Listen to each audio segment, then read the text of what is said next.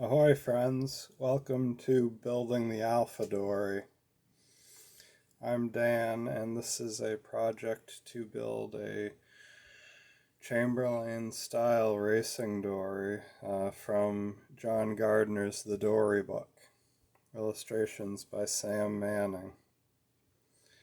Today we're going to be trying to fix a bad glue joint in one of the shear planks, and we'll see what else we get to, maybe some riveting. So you can see where the scarf joint here failed. Now I'm kind of wishing that I'd gotten a video of it before I broke the joint. But yeah, right along the edge of the joint there was like a little bit of sort of whitish glue visible versus the normal sort of tan color of when it's dried and hardened. And I was kind of picking at the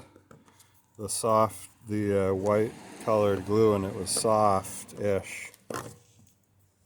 I think what happened was the night that I scarfed this, I think the glue froze in the joint and expanded the joint, and then kept it from gluing and hardening properly. You can see it was holding along the edge where it had a chance to dry and harden, but the inside was still soft. So anyway, we're gonna clean that joint up. And so I was planning on cutting the joint and then re-scarfing it. But when I went to lift, I was like sort of prying on the board, and the joint just failed on its own. So it's actually not a terrible thing. We'll be able to just clean the glue off and get down to fresh wood on the face of the scarf. And then just re-glue it. Today it's pretty warm and it's not supposed to get too cold tonight, so thinking it'll be okay.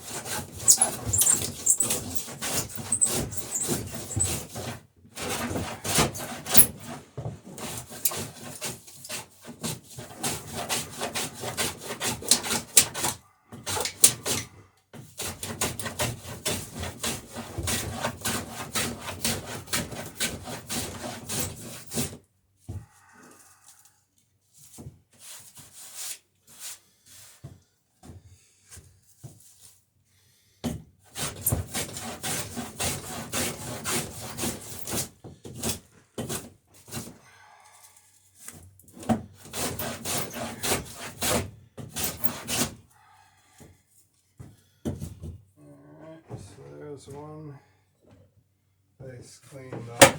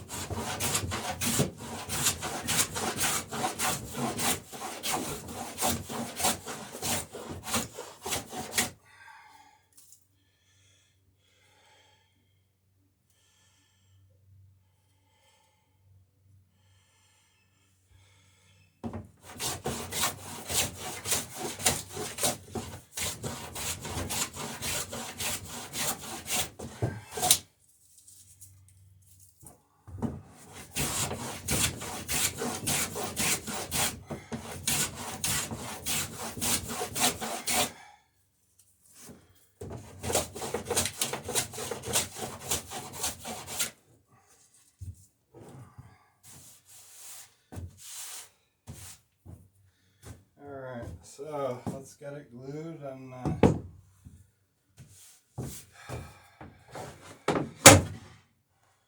plane it again some other day.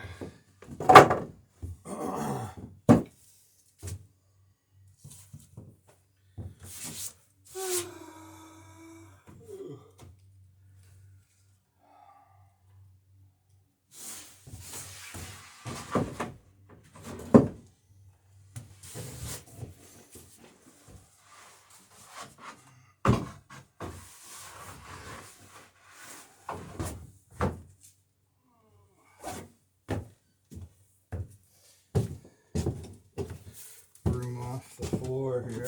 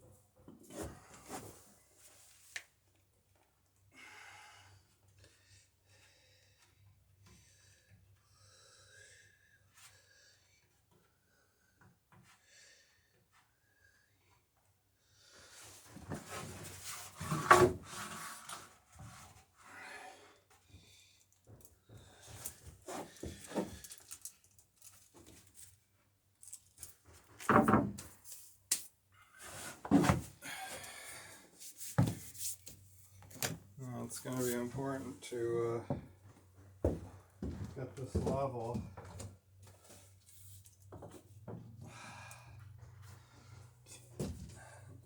If only because we've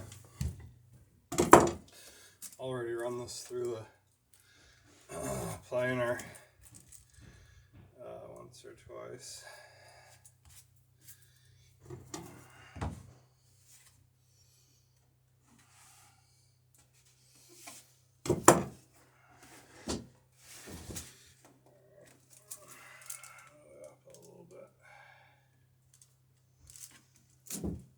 Looks pretty good.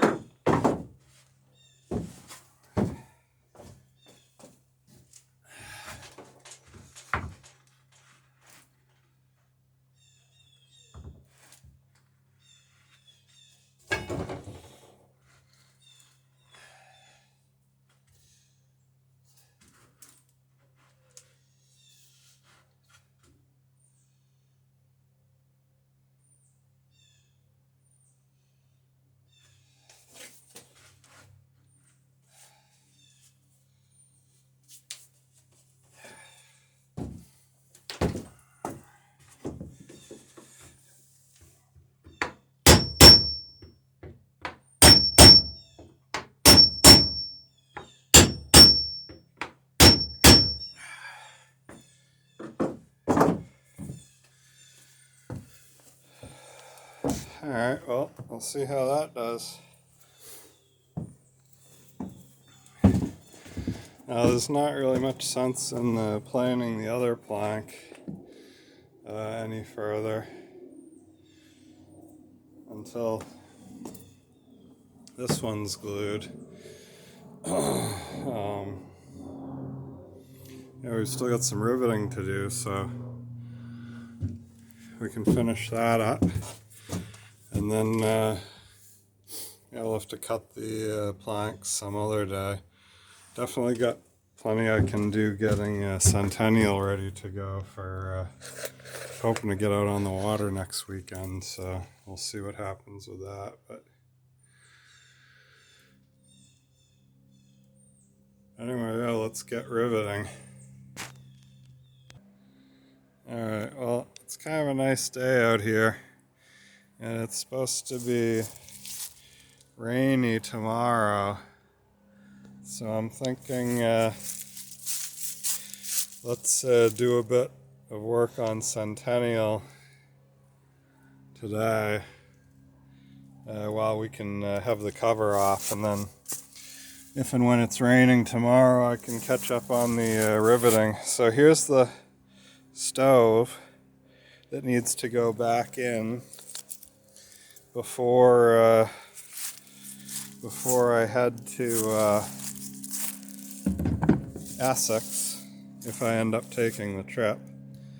But yeah, this has got to get back in there. So let's put the stove back in anyway, and that way she'll be ready to go if it works out that I'm able to take a trip to Essex in the next week or two. Alright, so we got the boat opened up here. Cover's off. Let's see if we can get the stove down in the stove hole.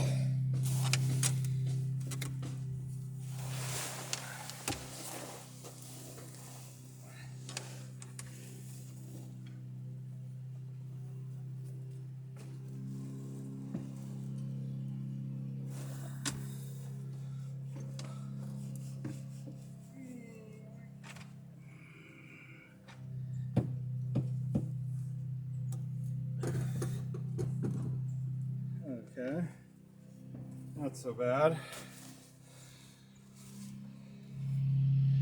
Now we gotta get me down in there.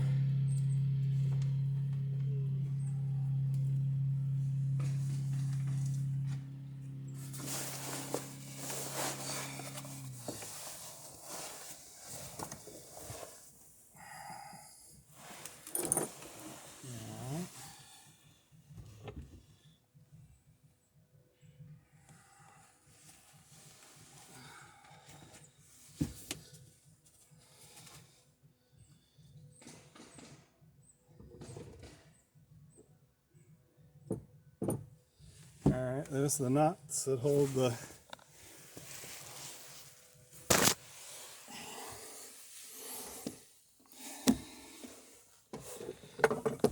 stove on.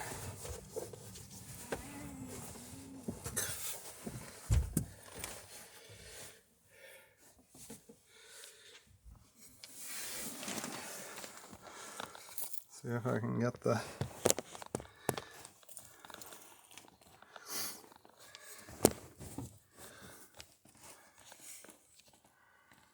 there we go.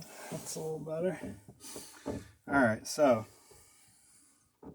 yeah, this stove is something that I made, if you couldn't tell. It's got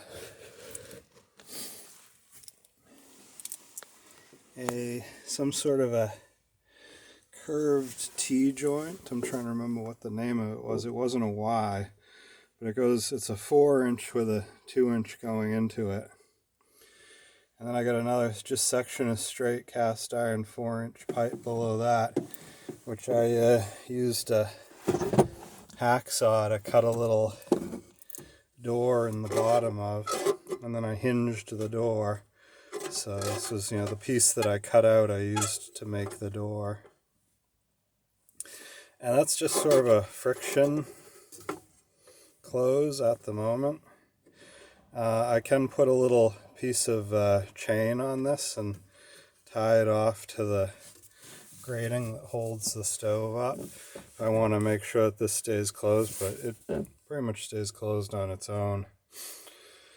I have run this, also the fire is above this door.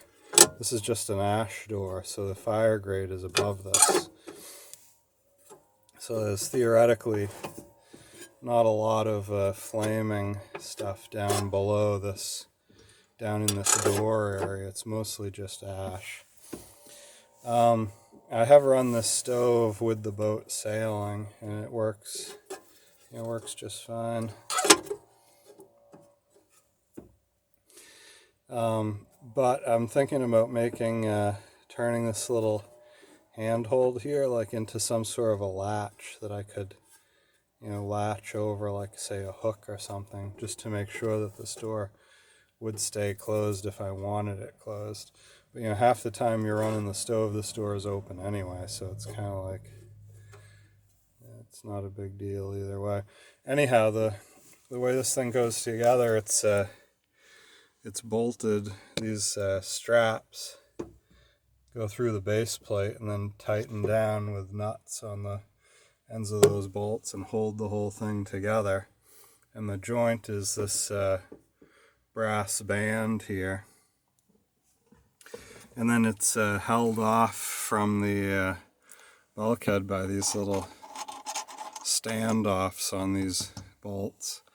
And this plate goes on before the stove goes on. So, yeah, let's see if I can get it installed.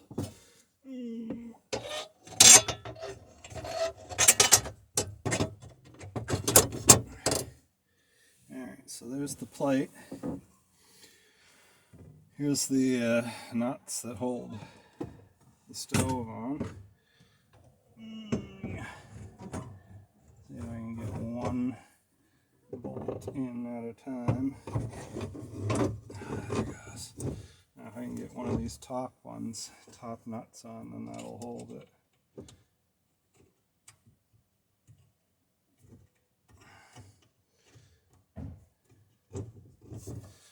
Alright.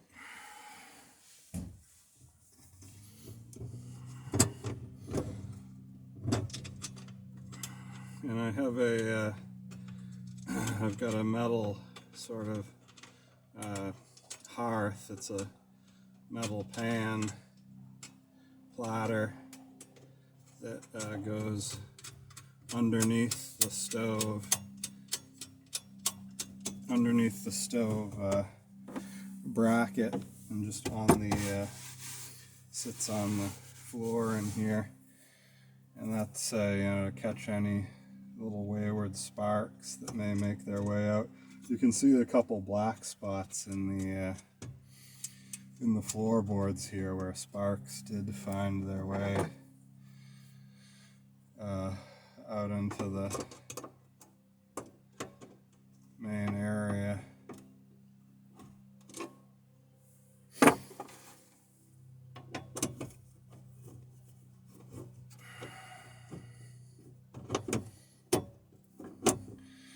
And these just get tightened down, a little bit more than finger tight, not a lot. They're not going to go anywhere, that's for sure.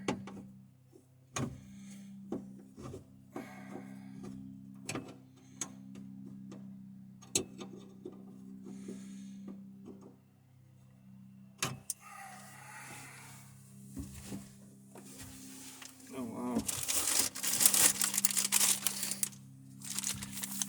I don't think there's anything in that Cape Cod bag, but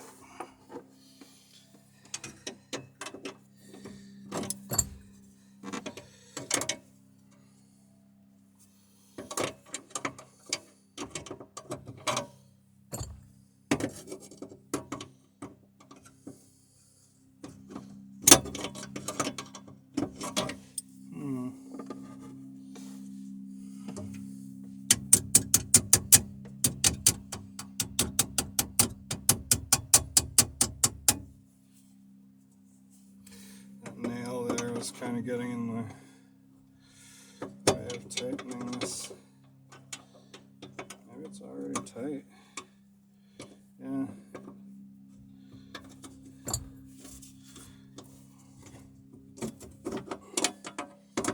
I was able to get it finger tight. I guess that's about it. Yeah, it's a pin. That nail is a pin that holds the stack on.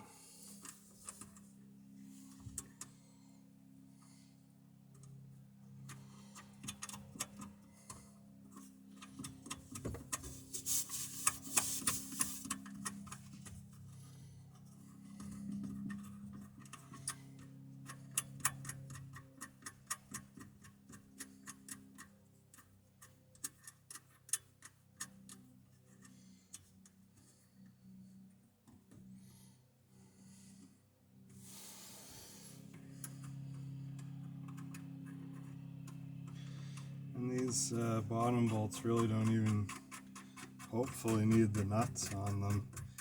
The only thing the nuts would do would keep the stove from falling off in a capsize. So here's hoping those bottom nuts are never needed, but they're on there anyway just in case.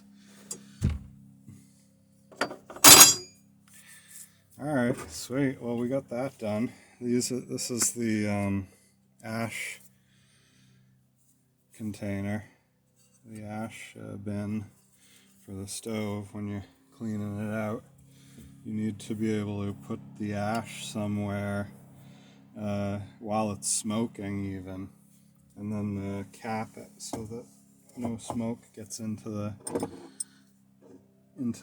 cabin area. Alright.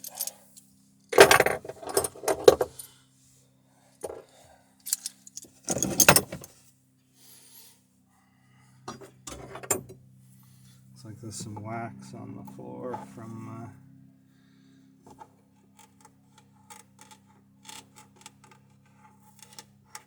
the trip to Gloucester. Came from one of the little tea lights that I had going in down here.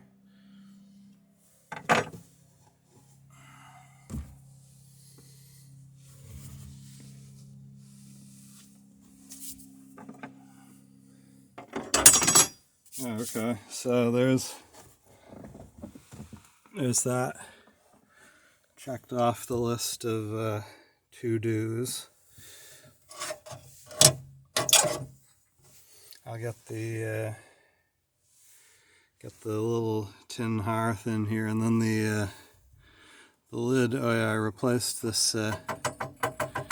This is a shaker for shaking the ash down through the grate.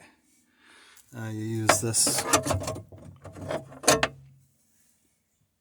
You use this to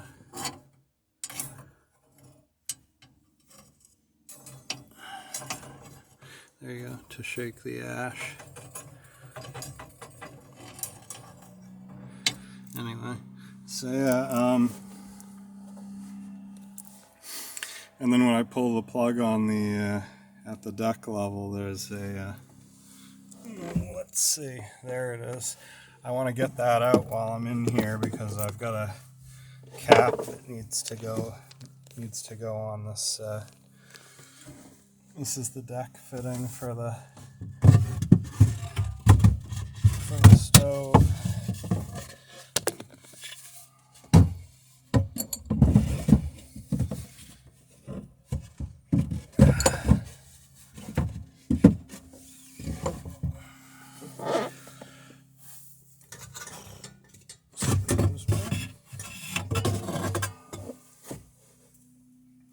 Yeah, so this goes through the deck and then seals on the through deck fitting. Keeps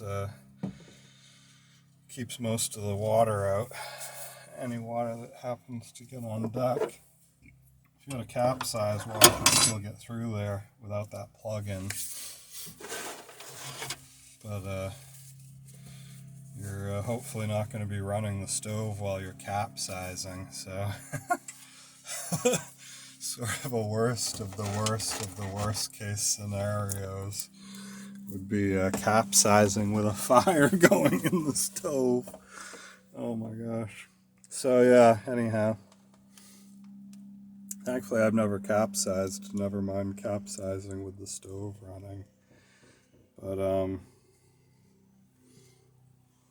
yeah, so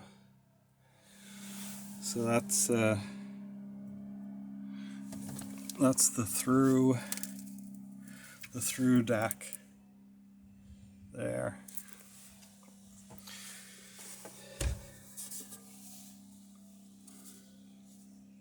There's a little heat shield on that to keep it from charring the yeah, I'll give this a dust off, a cleaning before I put it in. There's a little heat shield with some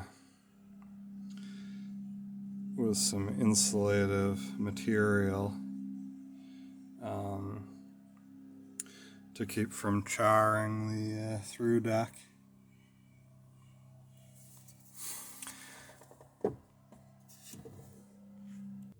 Alright, so there's the stove with the rain cap on, and the got the top on it, and the little metal hearth is in there as well. So yeah, she's just about ready to go, and I'll take some fuel aboard in the form of either charcoal briquettes, which is I think what I'm going to use this trip. I've also got just hardwood cut to really short lengths, which works well also. But I'm going to try the charcoal again. I think I may get a little bit longer burn out of it. But in the past, like the past 2 years, I've just used the hardwood because it's kind of no nonsense. Doesn't make a lot of ash, burns down to almost nothing, and I can get it myself. It's really easy. You know, I don't have to buy it at a store or whatever, which you do the charcoal. But anyway, we'll see how it goes, and I'll report back later. Thanks for stopping by Building the Alpha, Dory. Big, huge thank you, gratitude to everyone who's liked, subscribed, and left some comments there. That's how we keep the videos coming, and yeah, just a big thank you to everyone who's been involved. We'll see you next video. Bye.